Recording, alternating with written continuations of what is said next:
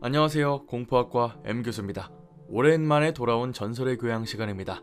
저번에 어둑신이 그순대에 대한 영상을 올리니까 많은 학생분들이 두억신이도 올려달라고 하시더라고요. 두억신이를 대체 어떻게 알고 계신 건지 참 역시 공포학과 학생들입니다. 그래서 오늘 전설의 교양 시간에는 두억신이에 대해 알아보려고 합니다. 가시죠. 두억신이 한자로 하면 두억신이라고 적는데 그 뜻을 풀이하면 다음과 같습니다. 머리를 짓누르는 혹은 머리를 으깨는 신이라는 뜻이죠. 말로만 들어봐도 끔찍하고 무서운 두억신이는 실제로도 굉장히 무서운 존재입니다. 다른 귀신이나 도깨비들은 도망을 치기라도 하지만은 두억신이는 만나면 피할 수도 없고 그만큼 무서운 존재로 받아들여졌습니다. 보통 두억신이를 가지고 도깨비라고 이해하시는 분들이 많은데 사실 꼭 그렇지는 않습니다. 두억신이의 정체에 대해서는 몇 가지 의견이 분분하긴 하지만 도깨비도 귀신도 아닌 정체 모를 요괴라고 생각하시면 됩니다. 왜냐하면 두억신이가 나타나는 모습 자체가 뭔가 정해져 있는 게 아니거든요. 어쩔 때는 귀신으로 나왔다가 도깨비로 나오기도 하며 언젠가는 사람으로 나타나기도 합니다. 우선 두억신이와 관련한 설화 하나를 보실 텐데요. 조선 후기에 기록된 야담집 천예록에 수록된 두억신이 일화입니다. 어느 양반집에 경사스러운 일이 있어서 크게 잔치를 벌였다. 한 집안에 모두 모이니 친척들의 수가 매우 많았다. 안방마루에 호련히 더벅머리 아이 하나가 나타나 서 있는데 그 모습이 매우 사나워 보였다. 나이는 16살쯤 되어 보였다. 이게 뉘 집 종이요? 그러나 주인이나 손님들이나 다같이 모른다고 하였다. 다시 사람을 시켜 물었으나 그 아이는 여전히 말을 하지 않았다. 여자 손님들은 모두 놓아여 팔을 내저으며 나가게 했다. 몇 사람이 처음에는 그 아이를 잡아 끌었으나 마치 왕개미가 돌을 미는 것처럼 끄떡도 하지 않았고 이 때문에 모두들 더욱 노하였다.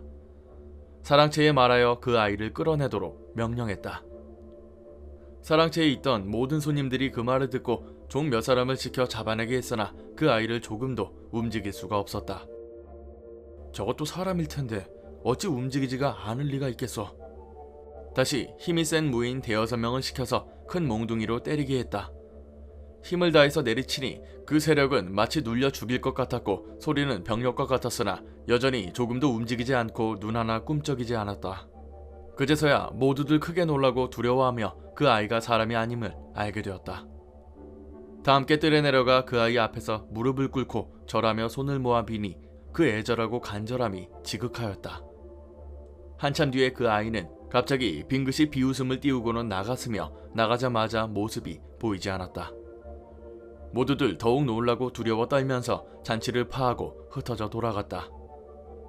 다음 날부터 그 집과 잔치에 참가했던 사람들 집에 무서운 전염병이 크게 번졌다. 그 아이를 꾸짖고 욕했던 사람, 끌어내라고 했던 사람, 때리라고 했던 사람, 무사와 노복 등 하수인들은 며칠이 지나지 않아 먼저 죽었는데 그 머리가 온통 깨졌다. 잔치에 갔던 사람들도 모두 죽어서 한 사람도 살아남지 못했다.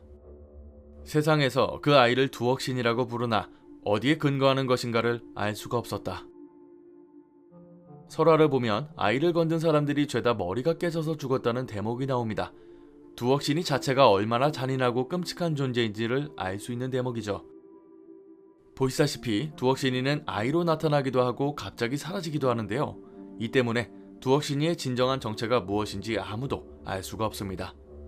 누군가는 두억신이가 불교에 나오는 야차라는 이야기도 있지만은 이 또한 명확하지는 않고요.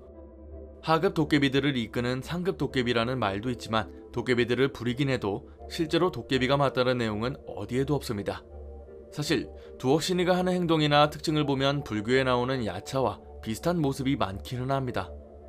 지옥에서 형벌을 내리는 신이기도 하지만은 주로 사람을 잡아먹는 무서운 살인기로 야차가 묘사되거든요. 공양을 잘하는 사람에게 돈이나 아이를 갖게 해주는 힘을 주기도 하는데요. 두억신이 또한 아들을 낳게 해준다는 신통력을 지니고 있죠. 하지만 두억신이는 야차와는 다르게 공포의 대상 그 자체입니다. 그냥 성질이 고약하고 난폭한 괴물이고 사람에게 해를 가하는 못된 악귀거든요. 사람의 머리를 으깨어서 죽이는 요괴로 묘사되기도 하지만 가위에 눌릴 경우 두억신이가 괴롭혔다는 관용어도 많이 쓰였습니다. 또 머리가 아프거나 정신질환을 앓는 사람들은 두억 신이에게 당했다고 생각했는데요. 아무래도 머리를 짓누르는 신이기 때문에 머리와 관련해서 나쁜 일들이 엮이는 경우가 많습니다. 이 때문에 현대에 들어서도 각종 웹툰이나 게임에서 사람을 괴롭히는 악한 존재로 나오기도 하는데요. 정신병을 관장하는 도깨비로 나오거나 초능력을 사용하는 괴물로 나오기도 합니다.